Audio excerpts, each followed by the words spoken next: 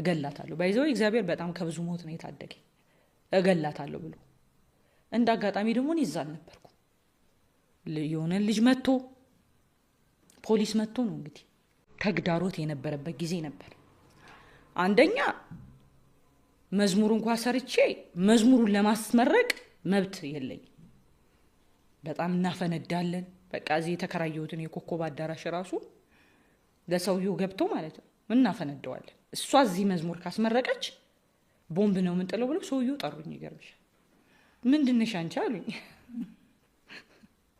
እኔ ዘማሪ ነኝ አልኳቸው እሳቸው ደግሞ ኦርቶዶክስ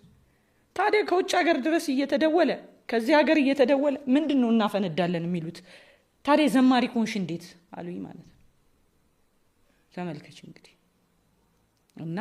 መዝሙሩ ራሱ የዛን ጊዜ የነበረው መዝሙር በከባድ ሁኔታ ነው የተመረቀው እና እኔን ምን አሉኝ ፈርም ያሉኝ ሰውየው እኔ እኮ ቤሳቢስት የለኝ